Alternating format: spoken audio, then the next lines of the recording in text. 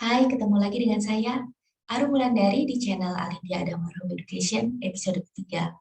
Seperti saya janjikan di episode kedua, kita akan membahas tentang prinsip pendidikan Charles Mason. Bagi teman-teman yang sudah membaca buku metode pendidikan Charles Mason, kita bisa melihat bahwa di bagian depannya, di bagian awal tuh beliau menuliskan prinsip-prinsipnya ada 20 butir. 20 butir ini juga sudah diterjemahkan ke bahasa Indonesia. Teman-teman bisa lihat di buku Cinta yang Berpikir, karya Mbak Ellen Christie. Nah, saya waktu pertama membaca itu, butir demi butir itu seperti butir demi butir yang terpisah satu sama lain. Bagaimana teman-teman membacanya? Apakah teman-teman merasa harus menghafalkan itu? Oke, agak berat juga sebetulnya untuk menghafalkan 20 butir dan banyak dari butir-butir itu agak cukup panjang ya. Nah, semakin mempelajari tentang metode Charles Mason, semakin saya menyadari bahwa butir-butir ini bukan sesuatu yang terpisah, berkesinambungan satu sama lain. Bahkan setelah saya membaca pembukaan Home Education, berkali-kali kemudian saya menyadari bahwa ada dua kata kunci tentang filosofi pendidikan menurut Ibu Charles Mason, pendekatan pendidikan harus seperti apa, dan ada satu kunci tambahan yang beliau tambahkan. Ini sudah saya bahas di episode kedua kemarin. Saya share screen-nya.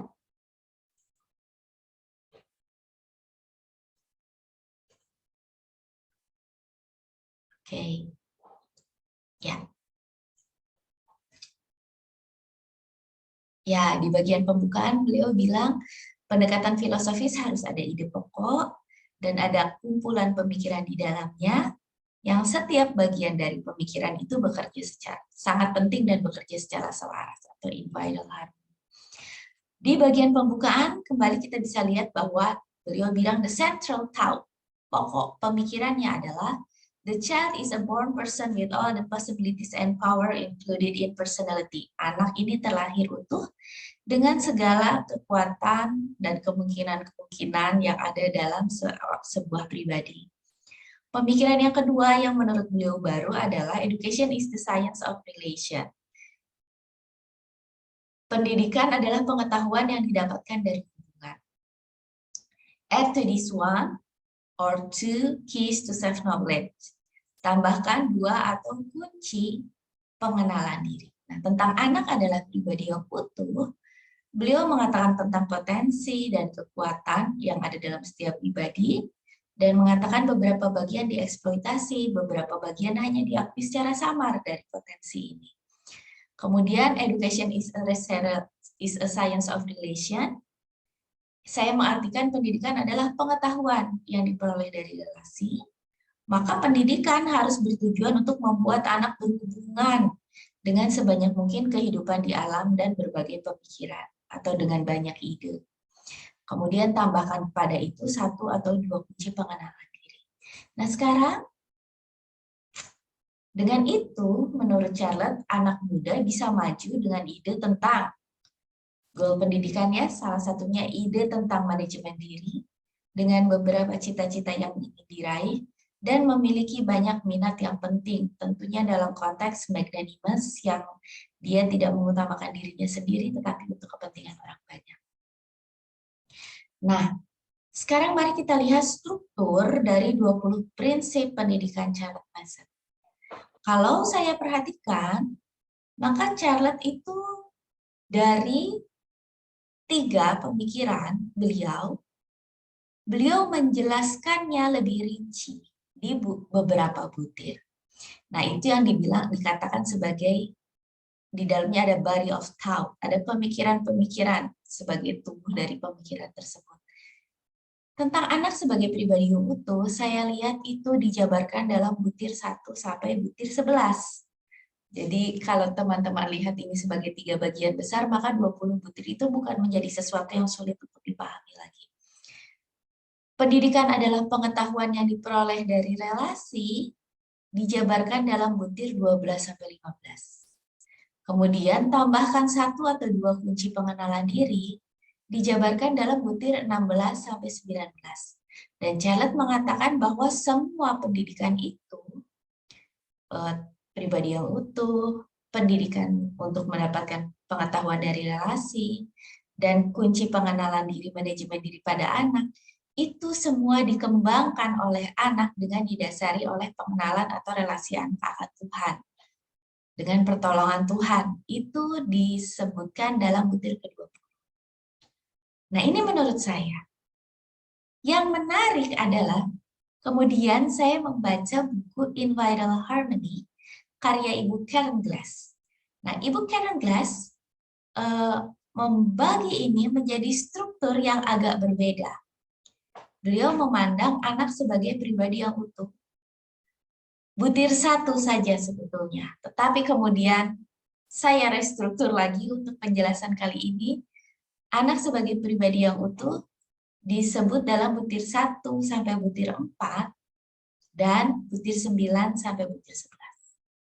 Kemudian pendidikan adalah pengetahuan yang diperoleh dari relasi, itu disebutkan di butir ke-12. Nanti teman-teman bisa lihat butir-butirnya ya. Kemudian tambahkan 1 atau 2 kunci pengenalan diri sama, itu dijabarkan dalam butir 16-19. Nah, Ibu Karen Glass membuat struktur yang lain adalah ada bagaimana penerapan prinsip itu dalam proses pendidikan. Nah, beliau melihat penerapannya ada dalam butir 5 sampai butir 8 dan butir 13 sampai butir 15.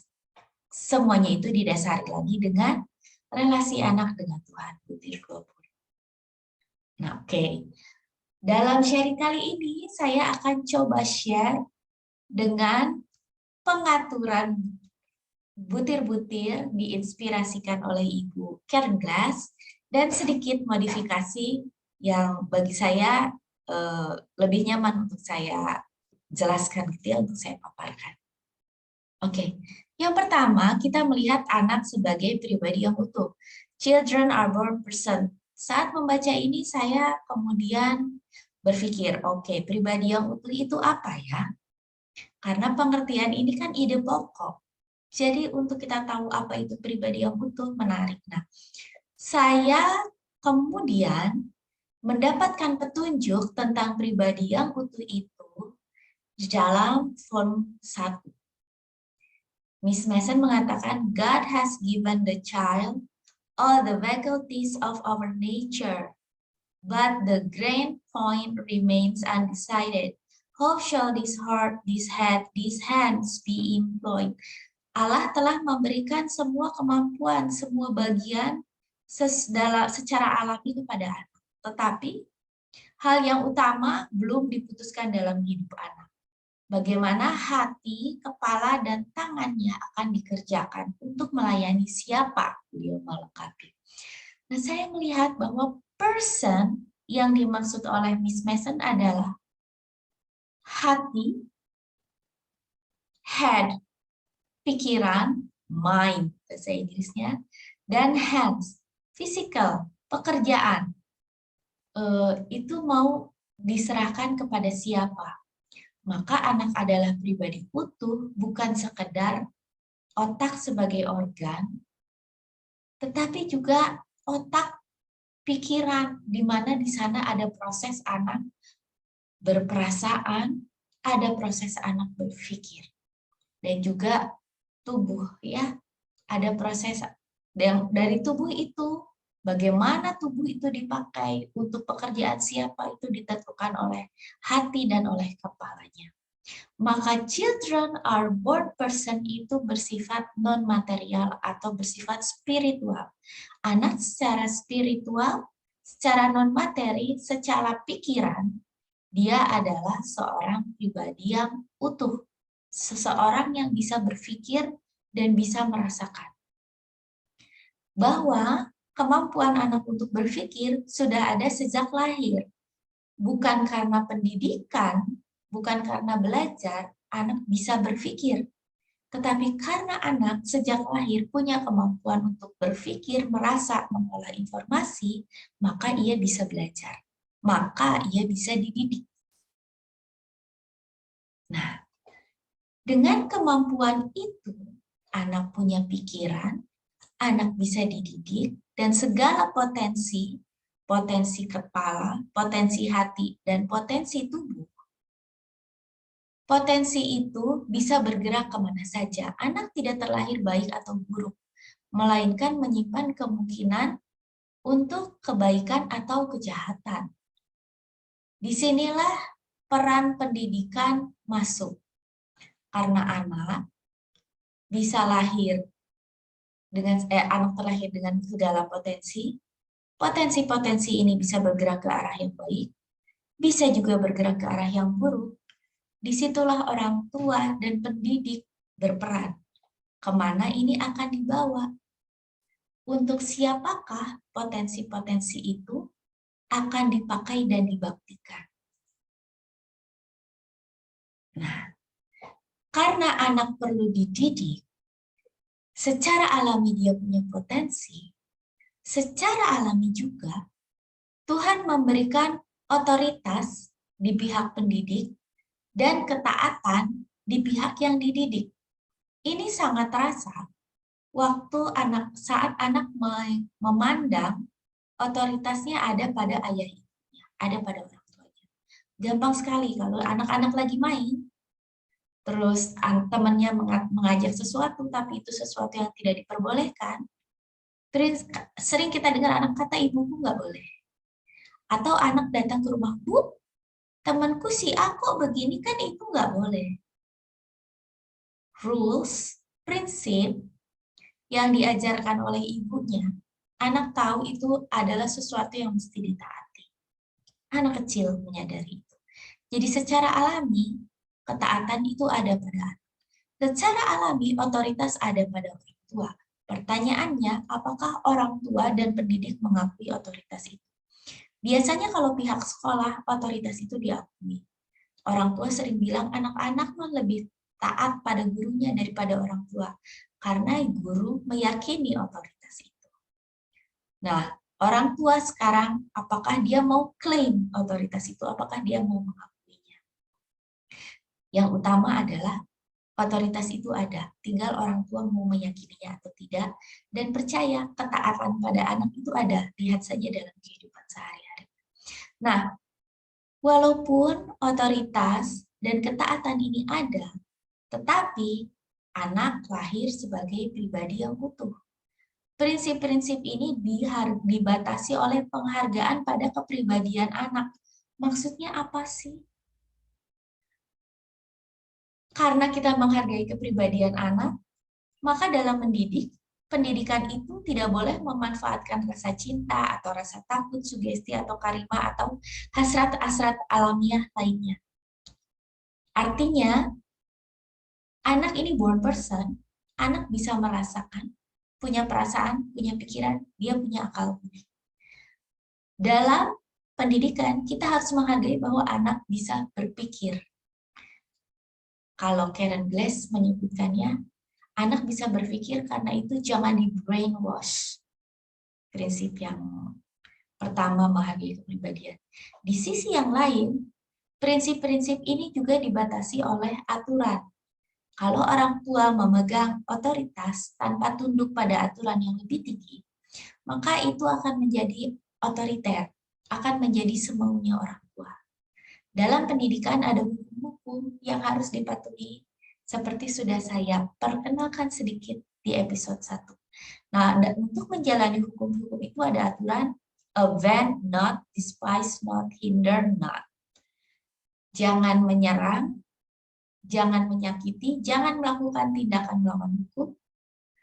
Despise not, jangan menganggap remeh anak. Hinder not, jangan menghalang-halangi anak. Nanti bagian ini akan kita bahas lebih lanjut. Yang terutama pendidikan harus dibatasi, jangan memanipulasi anak dengan hasrat apapun. Rasa cinta, kalau kamu sayang sama ibu, belajar yang benar. Dengan rasa takut, belajar yang benar, kalau enggak nanti ibu cubit. Dengan sugesti, kamu bisa, tetapi tidak dijelaskan prinsip-prinsipnya. Dengan karisma, karena dia suka banget sama guru yang itu, dia mau melakukan segalanya. Dia tidak punya dasar lain melakukan sesuatu selain hanya karena sekedar rasa kagum. dan hasrat-hasrat alamiah lainnya dibatasi. Yang harus dipercaya juga adalah Charlotte nanti menjelaskan di volume 6, hasrat utama untuk belajar itu dia punya curiosity. Itu yang dia punya. Selain curiosity hanya bikin anak ingin tahu doang. Tapi yang terutama dia punya hasrat akan ilmu pengetahuan. Karena tadi child is a broad person, dia punya mind, punya kemampuan berpikir sendiri, anak punya hasrat akan ilmu pengetahuan, dan itulah penggerak proses pendidikan. Nah, karena kita percaya bahwa anak adalah born person, punya kemampuan untuk mengolah informasi, maka Charlotte Mason mengatakan, kami berpendapat bahwa pikiran anak bukan sekedar kantong untuk menampung ide. Pikiran anak adalah organisme spiritual yang memiliki selera untuk segala jenis pengetahuan. Anak bukan untuk menampung, tetapi dia punya hasrat akan pengetahuan. Pengetahuan yang beragam ini adalah diet yang sesuai untuk pikiran, yang memang telah dirancang untuk berurusan dengan hal-hal tersebut. Pikiran akan mampu mencerna dan menyerapnya, sebagaimana tubuh menyerap makanan. Ini adalah penjelasan tentang child is a born person. Dia organisme spiritual, memiliki selera akan jenis pengetahuan, dan pikirannya mampu mencerna dan menyerapnya. Apakah kita memasukkan ke dalam tubuh makanan yang sudah kita punya? Tidak. Kita memberikan kepada anak wholesome food, makanan bergizi. Pengetahuan lebih lanjut mengatakan raw food lebih bagus. Ide-ide yang raw lebih bagus. Anak akan mencernanya, mengasimilasi, menyerap mana yang dia perlu. Itu proses mandiri. Itu maksud dari child is a born person. Nah, poin ke-10. Doktrin demikian seperti Dr. Herbert yang menganggap otak anak hanya sebagai tempat menampung informasi, mengakibatkan pendidikan memberikan tekanan yang berat pada guru yang harus mempersiapkan setiap detail pengetahuan secara menarik dan rinci, mencernakan atau menguraikan pengetahuan bagi anak. Guru yang bikin relasi, guru yang bikin rangkuman, guru yang bikin summary, guru yang bikin ide-ide utamanya apa. Gurunya jadi repot banget. Anak-anak diajar dalam prinsip ini, ada bahaya terlalu banyak menerima pengajaran, namun memperoleh terlalu sedikit pengetahuan. Dan aksioma para guru adalah apa yang dipelajari anak tidak sepenting bagaimana cara mengajarinya. Maksudnya, kalau kita menganggap anak sebagai kantong, persiapan guru jadi ribet banget. Guru menganggap anak nggak bisa mengolah. Misalnya ada buku, bukunya menceritakan banyak, tebal, lalu guru menganggap anak nggak bisa mengolahnya, guru baca, guru bikinin rangkuman-rangkuman. Bukan cuma guru, buku-buku yang beredar sekarang hanya buku-buku yang berisi poin-poin rangkuman utama, karena menganggap anak tidak bisa mencerna ide utama yang dijelaskan panjang lebar itu misalnya ya. Nah, guru menjadi repot dan jadi anak terlalu diajarin, tetapi dia mendapat sedikit pengetahuan. Pengetahuan, kalau kita baca tadi A Science of Relation, anak nggak punya relasi dengan ilmunya, dia nggak dapat pengetahuan. Dia cuma diajarin ini dan itu. Makanya, prinsip akan born person itu penting. Tapi kami, Charlotte Mason dan PNDU, dengan keyakinan bahwa anak yang normal memiliki kekuatan pikiran yang memampukan dia untuk berurusan dengan semua pengetahuan yang layak olehnya, yang layak untuknya, memberikan kepadanya kurikulum yang lengkap dan berlimpah luas. Lengkap, kurikulumnya lengkap, macam-macam isinya, dan berlimpah ruah di dalam setiap kurikulumnya kaya. Dengan memastikan bahwa semua pengetahuan yang diberikan kepadanya adalah pengetahuan yang memberi kehidupan, yaitu bahwa fakta-fakta tidak disajikan tanpa ide yang mendasarinya.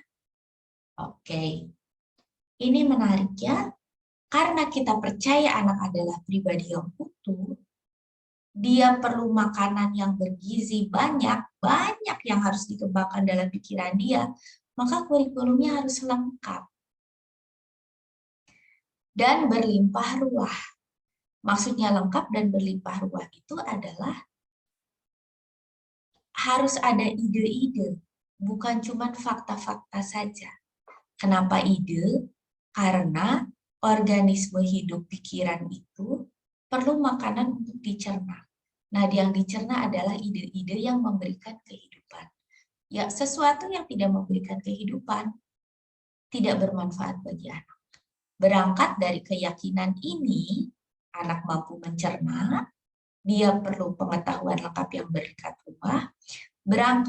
Berangkat dari pemahaman tersebut, maka terbentuklah prinsip kami bahwa, nah, ini dia masuk prinsip yang kedua. Pemahaman yang pertama, child is a born person. Sekarang, pendidikan adalah ilmu pengetahuan yang diperoleh dari relasi atau hubungan. Yang dimaksud dengan ini adalah anak memiliki hubungan alami, bukan hubungan buatan. Hubungan alami, dia sendiri yang membangun hubungan. Nggak dirancang-rancang sama ibunya, nggak dibangun-bangunin. Dengan banyak sekali hal dan pemikiran. Jadi kami melatih mereka dalam hal. Dia harus punya relasi dengan banyak hal. Jadi dia dilatih dalam hal fisik, kisah atau hikmat dari alam, tentang nature, hasta karya, ilmu pengetahuan alam, kisah atau hikmat dari alam itu seperti wisdom. Kalau kita melihat bagaimana dunia ini bekerja, ada banyak wisdom yang bisa, ada banyak kebijaksanaan yang bisa diambil di dalamnya. Nah, ini ada kisah atau hikmat tentang berbagai fabel misalnya, atau kita banyak cerita dari tumbuhan seperti ini kita dapat pelajaran ini, dari hewan ini kita dapat pelajaran itu hikmat dari alam. Ilmu pengetahuan alam itu yang kita bilang sains sendiri ya, sains dan seni, serta banyak pustaka hidup living books. Karena kami memahami bahwa urusan kita bukanlah mengajarkan segala sesuatu kepada anak, tetapi menolong mereka sebanyak mungkin memiliki hubungan yang kuat dengan hal-hal yang menarik minat dan simpati mereka secara alami. Hal-hal yang membuat kita memahami keberadaan kita sebagai bagian dari segala hal yang ada di dunia. Anak membangun hubungan dengan apa yang membangkitkan minat dia secara alami. Fisik, kisah hikmat alam, sastra, IPA, seni, pustaka hidup, sejarah, sastra itu secara alami menarik bagi mereka. Dan hal-hal itu karena dia membangun hubungan, dia jadi menyadari di dunia ini posisi saya ada di mana. Di dunia ini peran saya apa? Dia bukan cuma hafal, tapi dia paham. Semuanya incorrelated, berelasi dengan hidup dia sendiri.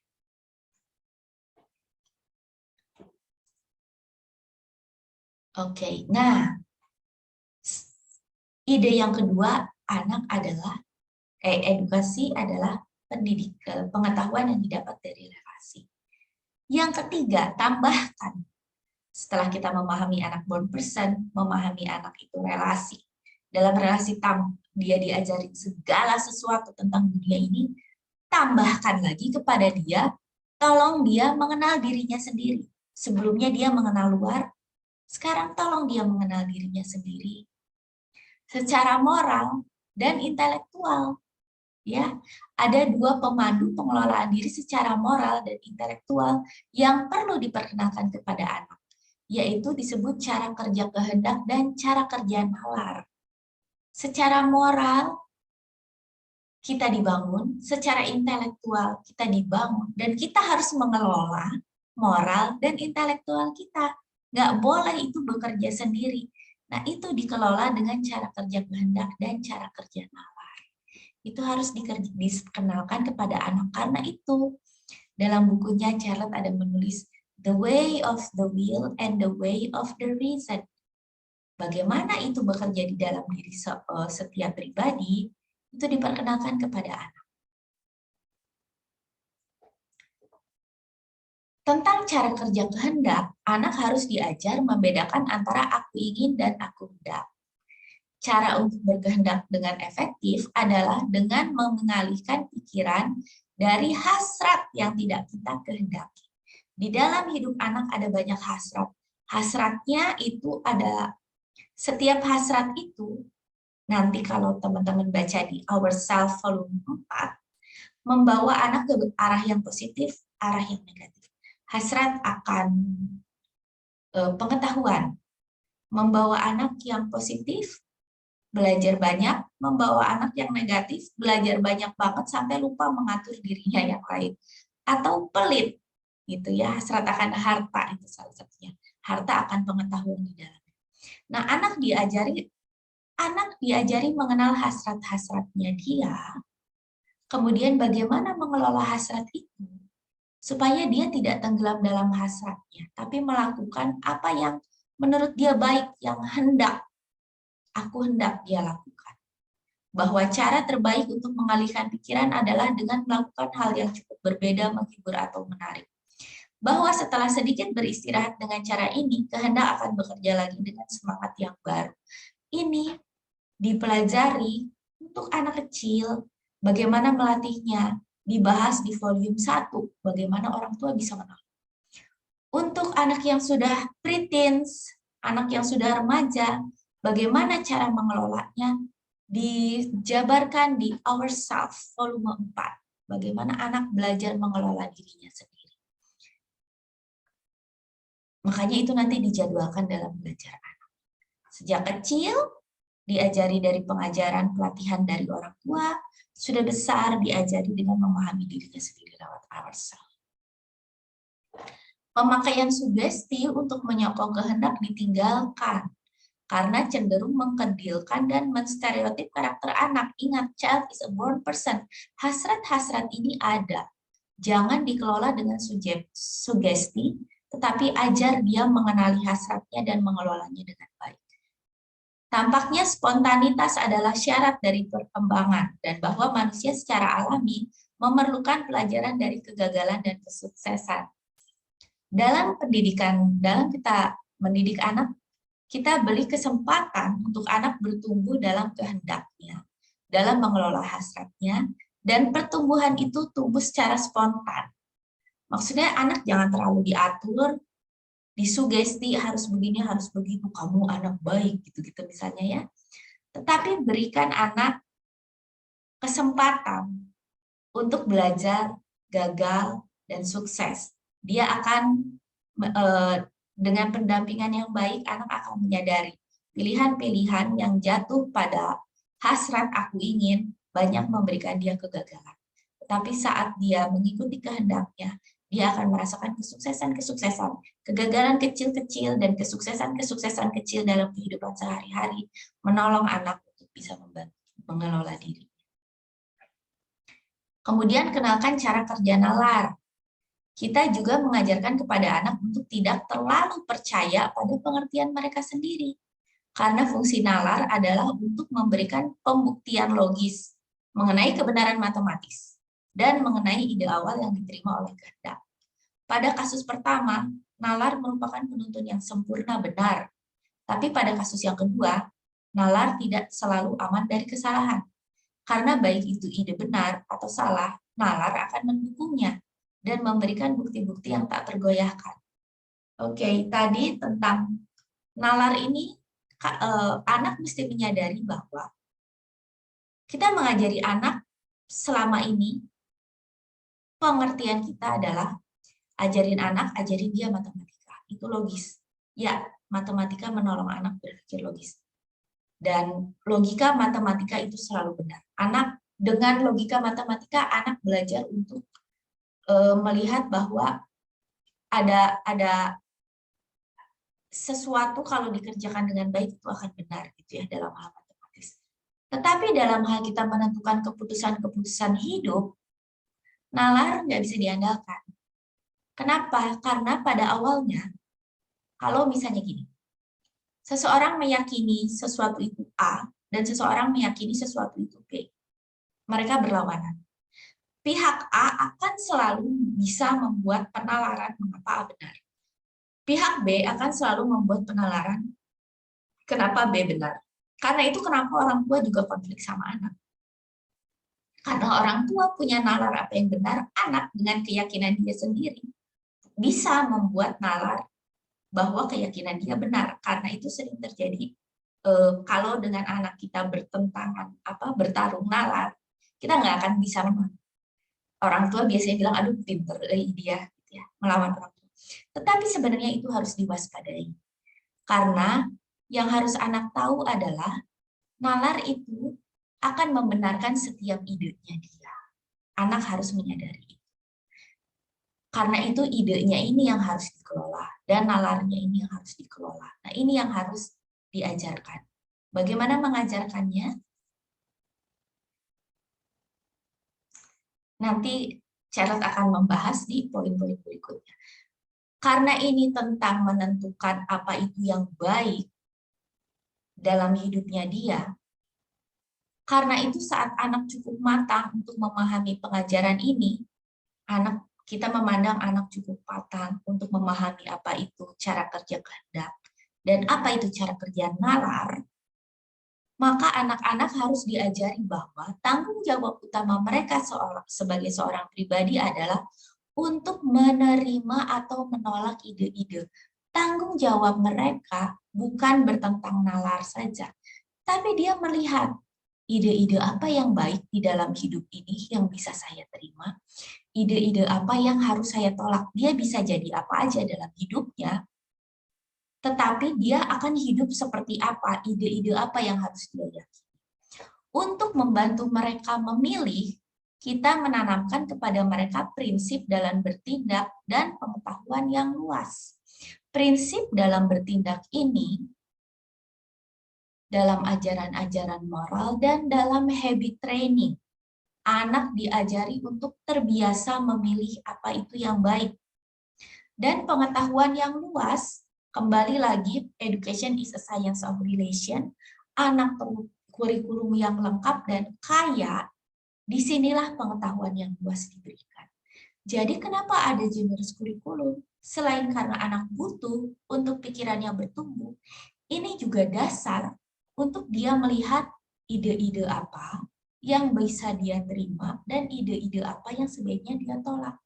Basis ground pengetahuannya harus pas. Prinsip-prinsip ini akan menyelamatkan anak dari berpikir sembarangan dan bertindak asal-asalan tanpa berpikir, yang menyebabkan banyak dari kita harus hidup dalam keadaan yang lebih rendah daripada yang perlu kita alami. Habit training dan generous curriculum menolong menyelamatkan anak dari berpikir sembarangan dan bertindak asal-asalan tanpa berpikir. Ini menyebabkan orang hidup lebih rendah yang harusnya dia bisa mencapai sesuatu yang lebih tinggi, jadi tidak bisa dia capai. Karena dia tidak mengolah ide-ide mana yang harus dia terima dan yang harus dia tolak. Nah, karena anak adalah pribadi yang utuh, sekarang kita masuk ke dalam proses bagaimana pendidikan itu harus dijalankan. Dimulai dari poin kelima, butir catat pesan. Karena dia adalah pribadi yang utuh, karena dia bisa berpikir, karena kepribadian dia kita hormati, karena dia punya hasrat-hasrat yang bisa baik, karena kita tidak boleh memanipulasi hasrat-hasrat dia, membuat dia tidak berpikir, tapi dia tenggelam melakukan menjalankan pelajaran dan melakukan sesuatu hanya karena dikuasai hasrat, bukan karena pemahaman hasil berpikir dia, karena itu tidak boleh, dan karena otoritas dibatasi oleh hukum-hukum yang tidak boleh kita langgar. Kalau kita langgar, proses pendidikan jadi tersendat-sendat, maka proses pendidikan hanya dibatasi pada 3 instrumen. Karena itu kita hanya dibatasi pada 3 instrumen untuk mendidik anak. Atmosfer lingkungan alamiah, disiplin kebiasaan baik, dan penyajian ide-ide hidup. Inilah moto pendidikan Charlotte Mason. Pendidikan adalah atmosfer, disiplin, dan kehidupan. Ide-ide hidup. Dijelaskanlah oleh Miss Mason di poin ke-6, apa itu atmosfer? Ketika kami mengatakan bahwa pendidikan adalah suatu atmosfer, kami tidak bermaksud mengatakan bahwa anak-anak harus diisolasi dalam lingkungan yang disebut dunia anak, yang dibuat dan dirancang khusus disesuaikan dengan anak. Namun, kita harus memperhitungkan nilai pendidikan dari atmosfer alami di dalam rumah, baik orang-orang maupun benda-benda yang ada di dalamnya, dan membiarkan hidup dengan bebas di dalamnya, di tengah kondisi yang layak bagi dia. Menurunkan dunianya ke tingkat anak-anak, melumpuhkan dia. Jika kita mau mendidik anak, yang harus dikondisikan adalah kelayakannya. Lingkungan yang layak buat anak. Udaranya baik misalnya. Ya. Semuanya diatur baik untuk kesehatan anak, baik untuk mental anak. Tetapi yang terutama adalah kalau kita ingat anak pribadi yang utuh, dia bisa berpikir, dia bisa mencerna banyak hal, mana yang lebih kaya untuk anak cerna. Hidup di dunia nyata yang sebenarnya atau hidup di tempat buatan yang anak-anaknya seumur dia semua misalnya. Yang semuanya sudah diatur supaya dia nyaman. Mana yang lebih memperkaya pikirannya? Tentunya kalau dia bertemu dengan beragam orang, dengan beragam pemikiran, dengan beragam keadaan yang membuat dia belajar untuk menyesuaikan diri dengan kondisi yang ada. Tentunya bagian yang kedua itu yang lebih baik. Kalau kita membuat lingkungannya seragam, mudah terlalu nyaman buat anak, justru itu mengurangi kekayaan dia. Karena yang harus dikembangkan dalam kehidupan banyak. Nah, atmosfer alami, rumahnya, anak dilahirkan di setiap keluarga yang berbeda. Apakah ada yang salah? Selama cara pandang orang tuanya benar, mau mendidik anak dengan baik, lingkungan apapun, asal orang tuanya yang benar, itu bisa menolong anak untuk bertumbuh. Kadang-kadang dengan membaca metode Charlotte Mason, saya mengenal beberapa teman, kalau belum memahami filosofi atau prinsipnya, kalau orang hanya lihat dari permukaan, dia akan terintimidasi dengan keluarga yang lain. Dia bisa mendidik anak dengan baik karena rumahnya kondisi bagus, secara keuangan dia bisa provide banyak hal yang bagus buat anak. Hal-hal yang baik, segala macam ya. Kalau lingkungan hanya dimanfaatkan, Charlotte itu kan tulisannya, we should take into account the educational value of his natural home. Kita harus memperhitungkan nilai-nilai edukatif dari atmosfer alami rumahnya, memperhitungkan beda dengan memanfaatkan. Kalau memanfaatkan, kita cari yang positif-positifnya, oh kita bisa pakai ini, kita bisa pakai ini. Lalu kita melihat rumah orang lain, yang bisa dimanfaatkan di rumah orang itu lebih banyak lagi. Itu kita menjadi terintimidasi. Tetapi kalau kita memperhitungkan, maka kita melihat segala aspek yang ada di rumah ini. Di rumah itu ada siapa aja. Ayah, ibu, adik, kakak, kakek, nenek, saudara yang ikut menginap, tetangganya siapa, semua itu bisa diperhitungkan. Bagaimana kita menyikapi orang yang prinsipnya seperti itu? Bagaimana kita menyikapi tetangga yang prinsipnya seperti itu? Bagaimana kita menyikapi teman yang prinsipnya seperti itu? Misalnya, tidak dibuat steril. tetapi anak melihat banyak hal yang berbeda, lalu orang tua ajarin, itu semua memberikan nilai pendidikan. Kalau di rumahnya mamahnya baru melahirkan ada bayi, aduh aku jadi nggak bisa ngajar anakku. Sebetulnya tidak begitu. Atmosfer alami dia, ada bayi. Ada bayi ini, kita perhitungkan dalam proses pendidikan. Bagaimana kita mempersiapkan pelajarannya. Tetapi juga dalam kehidupan sehari-hari. Bagaimana kita memperhitungkan adanya bayi itu untuk mendidik anak. Mengajar dia mengasihi, mengajar dia melayani anak kecil. Itu adalah proses pendidikan. Itu semua diperhitungkan. Anak yang punya adik kecil, mungkin kalau kita pakai kacamata kuda gitu, merasa pendidikan itu pelajaran sekolah, kita nggak bisa ngerasa, aduh anak bayi ini repot, mengganggu, pelajaran homeschooling anak kakak terganggu. Tetapi sebetulnya anak yang punya adik punya kekayaan dibanding anak yang sedang tidak punya adik. Anak yang punya adik bisa diajar melayani, bisa diajar bersabar, hal-hal seperti itu ya, itu semua diperhitungkan. Sekarang pandemi kemarin, aduh, kita nggak bisa keluar banyak, teman-temannya sedikit. Kita tidak bisa mendapatkan keuntungan dari pandemi. Padahal kalau kita melihat itu sebagai atmosfer alami, memperhitungkan itu sebagai bagian dari pendidikan, banyak yang bisa kita lakukan selama pandemi. Bagaimana kita ajari anak untuk tidak memikirkan diri sendiri, diam di rumah, demi kepentingan banyak orang. Konsep magnanimous bisa diterapkan di situ. Dan banyak hal-hal lainnya. Kalau ibu melihat semuanya itu diperhitungkan, bukan sekedar dimanfaatkan, diperhitungkan, ini punya educational value apa, maka segala atmosfer di rumah itu akan menjadi kaya buat anak. Dan, kembali lagi, ibunya sendiri, kadang-kadang karena merasa dalam Charlotte Mason ibu harus bisa ini itu, orang terintimidasi. Aduh, hajarin hastakarya ya, aku nggak bisa. Terus dia sedih, aku sibuk berdagang, ada kejadian. Aku nggak bisa ngajarin hastakarya kepada anakku, gimana dong, aku nggak terampil. Semua punya educational value. Ibu yang berdagang, ibu yang jualan online, bisa memberikan value apa kepada anaknya? Ketepatan waktu, bungkus paketnya dengan baik, habit of perfect execution, kirim tepat waktu, pelayanan dengan baik, merespon pelanggan dengan baik.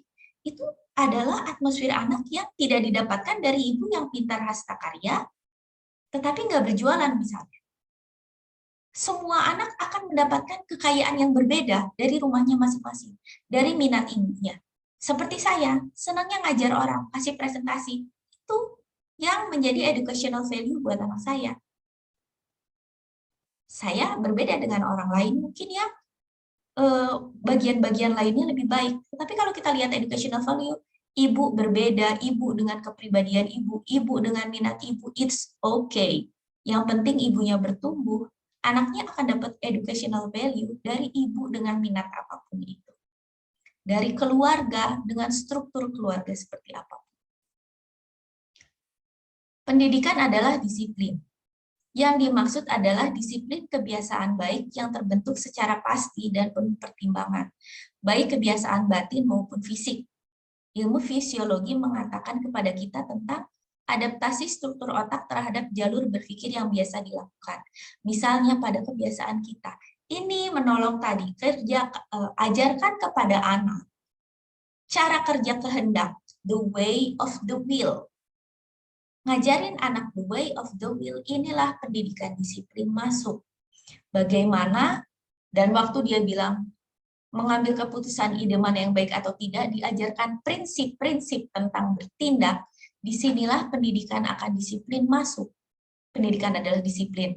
Disiplin melakukan kebiasaan baik, disinilah habit training masuk.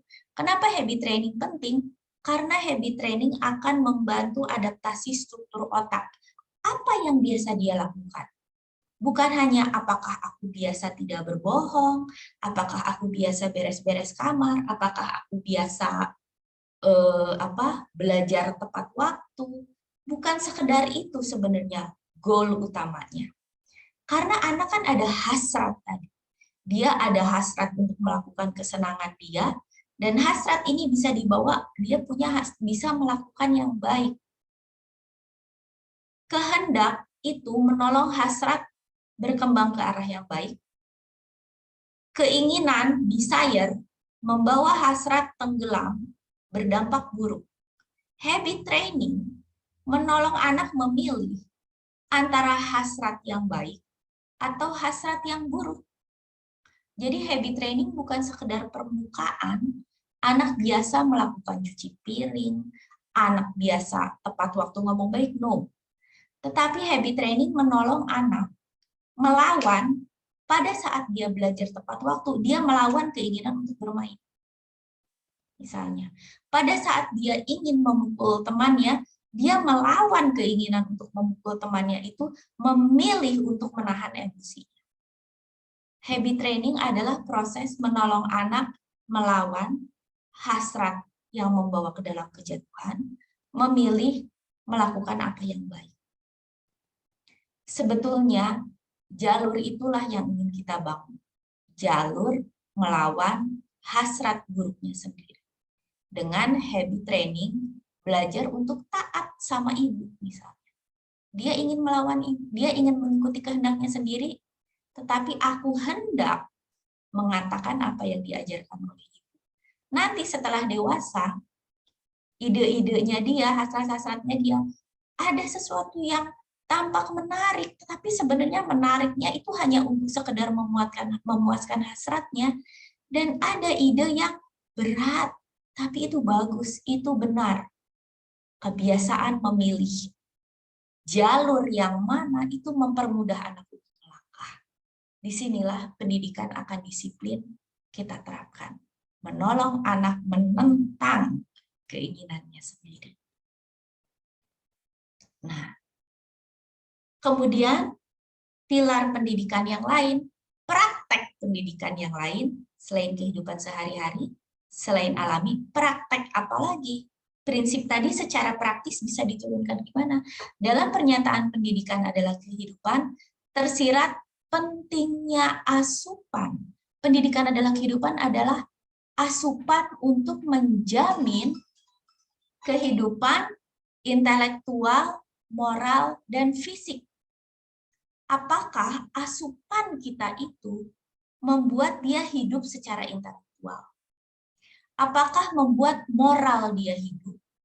Apakah membuat fisik dia hidup? Apakah secara intelektual dia tertarik pada ilmu? Apakah secara moral dia lebih menyukai nilai-nilai moral yang baik? Apakah secara fisik dia tumbuh sehat? Itu adalah pendidikan. Benak memakan ide-ide, dan karenanya anak-anak harus mendapatkan kurikulum yang berlimpah-limpah. Kenapa harus berlimpah? Karena yang harus dibangun bukan sekedar intelektualnya. Jadi, enggak sekedar matematika, sains misalnya. Kenapa harus berlimpah? Karena itu moralnya perlu juga. Kenapa harus berlimpah? Karena yang dibangun bukan sekedar moral. Karena itu kita nggak bilang agama, dan agama saja. Intelektualnya dilupakan. Kenapa harus berlimpah? Karena fisiknya harus berkembang dengan baik. Keterampilan motorik halus dia, motorik kasar dia, harus berkembang dengan baik juga. Karena itu ada handicraft, karena itu ada olahraga. Karena semuanya itu berkembang dengan baik juga. Why? Supaya dia bisa berfungsi dengan baik dalam hidupnya. Apapun masyarakat membutuhkan dia nanti sebagai apapun, secara intelektual pengetahuan yang mendukung, secara moral nilai-nilainya baik, secara fisik kemampuan motorik halus dan maupun motorik kasarnya baik. Jadi dia bisa hidup menempatkan dirinya dengan baik di tengah masyarakat. Apa yang dibutuhkan masyarakat? Bagaimana Tuhan memanggil dia, dia bisa merespon dengan baik. Itu mimpi jangka panjang kita ya, itu memang panggilan hidup anak. Nah, karena anak perlu semua itu, atmosfernya harus baik, disiplinnya harus baik, pendidikannya harus kaya, mencakup moral, intelektual, dan fisik, Karena itu kita ngomongin kurikulum. Dalam merancang garis besar pendidikan untuk anak yang normal dari kelas sosial apapun, ada 3 hal yang harus dipertimbangkan. Poin ke-13. Anak memerlukan banyak pengetahuan. Karena sama seperti tubuh, pikiran juga memerlukan banyak makanan. Di volume 1, makanan ini disebut. Kenapa? Karena tubuhnya harus bekerja dengan baik, otaknya harus berkembang dengan baik juga. Karenanya kita ngomongin makanan, outdoor activities, kenapa itu perlu? Nanti dibahas di volume 1. Yang lain adalah pengetahuan. Makanan untuk tubuhnya dia, ini ngomongin kurikulum. Pengetahuan tersebut harus beragam, karena diet mental yang monoton tidak membangkitkan selera. Harus beragam ya. Belajarnya jangan itu doang. Enak anak. Selain enak, pada saat dia sudah enak, dia udah nggak punya minat ke bidang yang lain. Stuck ya. Pengetahuan harus disampaikan dalam bahasa yang dipilih dengan baik. Karena secara alami, perhatiannya merespon terhadap hal-hal yang disampaikan dalam bentuk sastra, dalam bentuk penuturan yang baik. Katakanlah, poin-poin Charlotte Mason ini, kalau teman-teman cuma lihat poin-poinnya, tanpa baca volume-volumenya, atau tanpa sedikit mendengarkan sharing-sharing dari teman-teman yang udah baca, apakah poin-poin ini berbicara pada teman-teman? Pada saya tidak banyak berbicara, kecuali saya baca pemaparannya. Kira-kira seperti itu. Pengetahuannya harus disampaikan dengan bahasa yang baik, dengan pemaparan yang baik. Karena itu menolong kita untuk mencerna informasi. Nah, kurikulum tadi bilang harus kayak berlimpah, nggak monoton. Disinilah Charlotte Mason membagi pengetahuan. Dan anak harus berelasi dengan banyak hal sebagai manusia. Tadi dia pribadi yang utuh, dia perlu berelasi dengan banyak hal. Di dunia ini, relasi apa saja yang bisa kita bangun, kita bisa membaginya dalam 3 kategori utama. Kita berelasi dengan sesama manusia, kita berelasi dengan alam, dan kita berelasi dengan Tuhan. Kita perlu pengetahuan yang banyak tentang manusia, tentang alam, dan tentang Tuhan. Kenapa tentang manusia? Karena di sini adalah ide-ide besar yang dihasilkan oleh manusia. Ide-ide yang baik, nilai-nilai moral yang baik,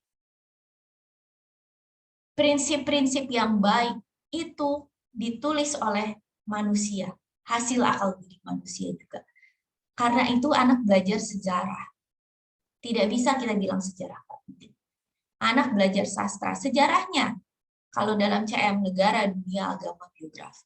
Nanti teman-teman bisa lihat ini di volume 6, kita belajar lebih dalam. Sastra, sastranya dalam negeri, luar negeri, berbagai zaman. Supaya dia bisa melihat bahwa konteks yang berbeda, keadaan yang berbeda, tindakan orang-orang yang berbeda menghasilkan akibat apa. Itu di sastra. Kaya sekali sejarah dan sastra akan nilai-nilai kehidupan. Warganegaraan, moral, ekonomi, pengelolaan moral, pengelolaan ekonomi seperti apa. Prosa dan puisi, anak-anak belajar mencurahkan pikirannya juga dalam prosa dan puisi. Dengan mempelajari prosa dan puisi orang lain, melatih kehalusan pikiran. Bahasa membuat dia bisa berkomunikasi dengan banyak orang, bisa memahami ide banyak orang. Seni, news visual, dan musik menolong dia mengenali sisi dirinya yang lembut. Menolong dia tidak keras. Orang seni itu lembut. Dia bisa mengelola cara berpikir dia kanan dan kiri dengan baik, balance hidupnya. Pengetahuan akan alam sains, dia akan melihat the wonder of nature, keajaiban alam ini. Dalam natural science, geografi, fisika, biologi, astronomi, geologi. Ini biologi saya sebut lagi, botani, dan lain-lain di dalamnya ya. Itu semua anak berhak untuk tahu. Karena dia anak yang hidup, yang perlu berelasi, dan karena itu akan menjadi bagian pertimbangan dia dalam menerima ide-ide. Matematika penting karena tanpa matematika rahasia alam tidak bisa terungkap dengan luas. Dan matematika menolong anak untuk truthful, untuk setia pada data, untuk menjadi berintegritas. Perkembangan fisik, ya ini penting untuk dia bisa hidup dengan baik. Dan Pengetahuan akan Tuhan itu adalah kunci ya. Bagaimana hubungan pribadi dia dibangun, studi kitab suci itu menjadi dasar bisa hidup dengan baik di atas pengetahuan yang lain. Sekarang kita mengerti ya. Nah, sekarang dari pengetahuan yang banyak itu, bagaimana proses pelajaran harus dilakukan agar pengetahuan itu agar proses belajar itu menghasilkan relasi. Kan tadi education is a science of relation. Bagaimana supaya pengajaran itu menghasilkan relasi dengan anak. Ini dalam hal sesuatu yang ditulis secara tertulis ya, dalam hal buku. Atau apa yang dia lihat sekarang, film juga memberikan banyak ide. Naturalist juga sekarang banyak menampilkan nilai-nilai proses pengetahuan, proses terjadinya alam kehidupan di alam ini dalam bentuk film atau dokumenter yang kaya akan ide. Nah, karena pengetahuan belum diserap dan dipahami sepenuhnya sampai pengetahuan itu diungkapkan kembali, maka anak harus menceritakan kembali secara lisan setelah sekali membaca atau mendengar, atau harus menuliskan beberapa bagian dari apa yang telah mereka baca. Menarik bahwa di bagian volume 1 hal ini belum ditulis. Pertama, mungkin karena Charlotte memang belum sangat terbuka mengetahui dampak dari narasi, relasi yang dibangun dari narasi. Yang kedua, bisa jadi juga karena dia lagi membahas anak kecil. Ini tentang pengetahuan yang tertulis ya. Saya jelaskan dulu dan apa hubungannya dengan anak kecil. Mengapa narasi itu penting? Seringkali kita menilai seorang anak memahami pengetahuannya dari ujian. Dia jawab-jawab pertanyaan. Atau, dan itu tidak membangun relasi sebetulnya karena itu hafalan. Atau kita suruh dia narasi, tetapi pemahaman kita akan narasi berbeda. Narasi itu jadi tes juga buat ibunya untuk melihat anak hafal nggak ya. Kalau apa yang dia narasikan sedikit, loh dia kok ngertinya cuma segitu. Padahal sebetulnya narasi itu bukan ujian. Kalau kita habis bacakan kepada anak, terus kita minta dia untuk narasi, kita tidak sedang menguji anak. Kita sedang menolong anak membangun relasi. Jadi narasi itu proses pertolongan anak untuk belajarnya sampai kepada tahap relasi itu terbentuk. Kenapa? Karena dalam narasi, kayak saya, baru bisa menarasikan 20 butir Charlotte Mason ini, kalau saya merasa ada yang saya pahami dari sini. Bagaimana ada yang saya pahami? Saya baca benar-benar, saya pikir-pikir, saya mikir, apa yang ini ide utamanya apa ya? Apa ya yang mau saya jelaskan? Oke, saya akan ngomong ini dulu, lalu selanjutnya apa? Mengapa saya ngomong itu? Karena dia ada korelasi. Dia merangkai berbagai ide itu, berbagai informasi yang terkandung dalam ide itu, dan itu menjadi pemikiran dia sendiri.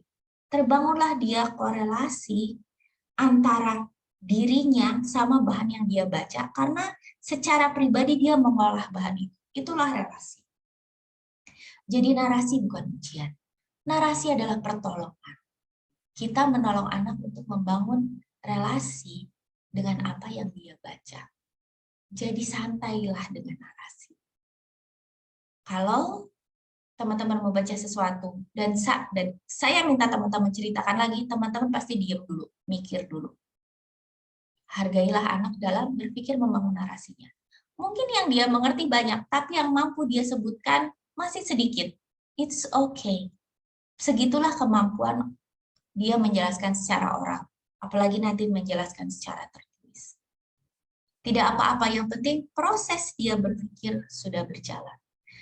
Narasi menolong anak juga untuk mengetahui apa yang dia pahami dan apa yang dia tidak tahu. Menolong dia untuk memilah, oh ya, aku nggak paham tentang ini, aku nggak bisa jelas ini, dan mencari tahu lebih banyak.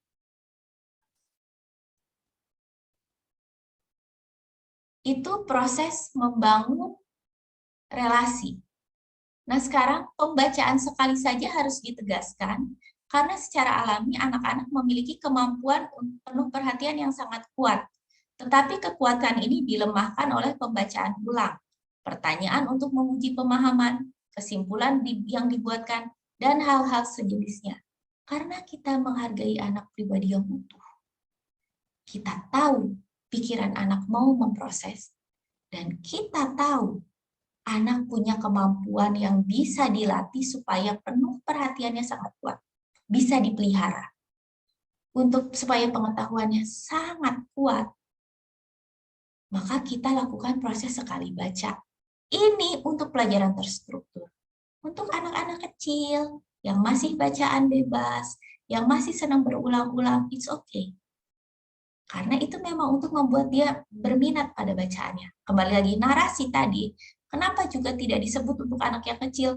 Kalau narasi ini sudah disebut-sebut pada anak yang kecil, kadang-kadang orang tua stres. Kak, anak saya kok belum narasi? Berapa umur anakmu? 5 tahun, oh masih kecil. Berapa umur anakmu? 6 tahun, oh masih kecil. Dia bukan tidak bisa bernarasi. Tetapi kenapa narasi ini ada dalam proses pendidikan? Karena narasi itu proses yang alami sebetulnya. Anak pulang dari rumah temannya cerita, dia menarasikan. Menarasikan apa yang dia alami dalam kehidupan. Anak baca buku terus tahu-tahu bermain play pretend, pura-pura jadi tokoh dalam buku itu menarasikan. Kemampuan alami itu menunjukkan dia membangun relasi dengan apa yang dia mainkan, dengan apa yang dia baca, dengan apa yang dia dengar di luar. Itu kita pakai di dalam proses pendidikan. Jadi itu bukan kemampuan yang ditumbuhkan, itu kemampuan yang dipelihara. Kita pakai dalam proses pendidikan. Maka ada narasi. Maka kemudian sekarang habit trainingnya sekali baca, supaya penuh perhatiannya terlatih.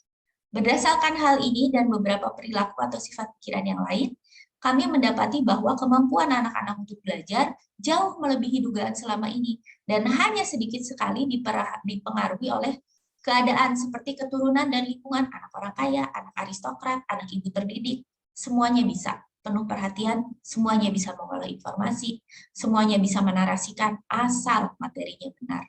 Ketepatan pernyataan ini tidak terbatas hanya pada anak pintar atau anak dari golongan terpelajar. Ribuan anak sekolah dasar merespon dengan santai pada metode yang didasarkan pada perilaku atau sifat pikiran ini. Ini bisa diterapkan pada semua orang, kepada Anda sendiri dan kepada anak Anda. Nah, tadi setelah poin-poin tadi ya, harus menimbang moral, harus menimbang nalar, harus memutuskan, harus berusaha hidup dengan benar. Pada akhirnya itu bukan sesuatu yang mudah. Dalam banyak hal kita struggle di dalam diri kita sendiri.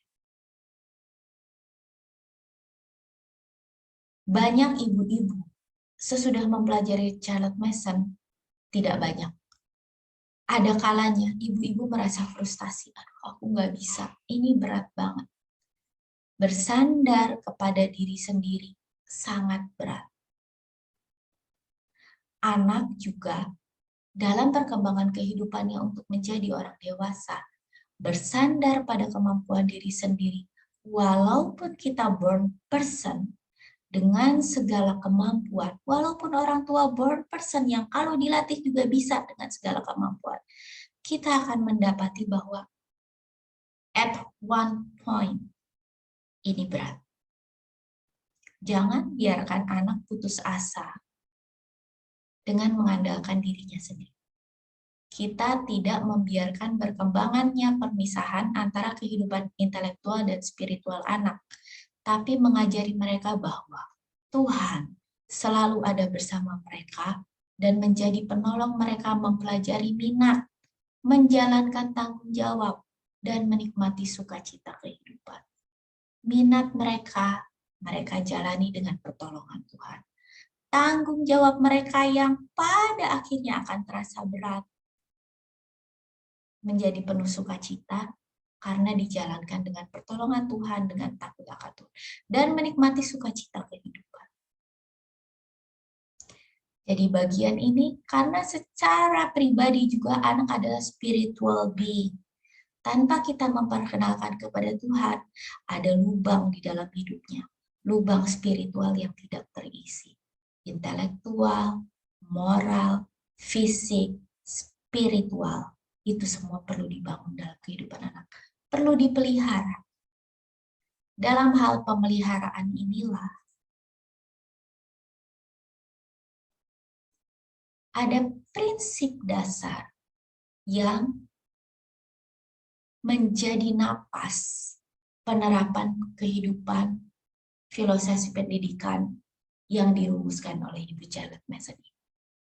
Prinsip dasarnya avenge not, despise not, hinder not. Apa sih prinsip dasar ini? Avenge not, despise not, hinder not ini. Yang kalau kita pahami, menjalankan filosofi pendidikan ini menjadi sesuatu yang beralasan, tidak berat, bukan untuk ditawar-tawar. Kita akan membahas tentang avenge not, despise not, sama hinder not ini di episode berikutnya. Yang terutama dari bagian ini adalah prinsip. Prinsip mendasari bagaimana kita bertindak. Dalam menerapkan metode Charlotte Mason, apakah teman-teman mengimani prinsip-prinsip yang tadi? Bahwa anak adalah born person, bahwa pendidikan adalah membangun relasi, bahwa anak perlu diajar untuk mengelola dirinya, mengenal dirinya, dan itu semua didasarkan akan pengenalan akan Tuhan. Apakah teman-teman mengimani itu? Kalau teman-teman memahami itu, mengimani itu akan dengan sendirinya muncul dalam praktek pendidikan teman-teman sehari-hari. Sekarang, supaya proses pendidikan itu tidak berjalan dengan berat, tidak hanya berupa praktek-praktek dan menangis karena prakteknya tidak bisa dilakukan, kita lihat lagi. Prinsipnya apa? Apakah aku mengimani itu? Kalau kita mengimani itu, segala cara akan berjalan dengan lebih lancar. Karena kita punya pengharapan. Oke, itu saja teman-teman. Sampai bertemu di episode berikutnya di channel Alindia Adama Home Education. Terima kasih untuk mendengarkan.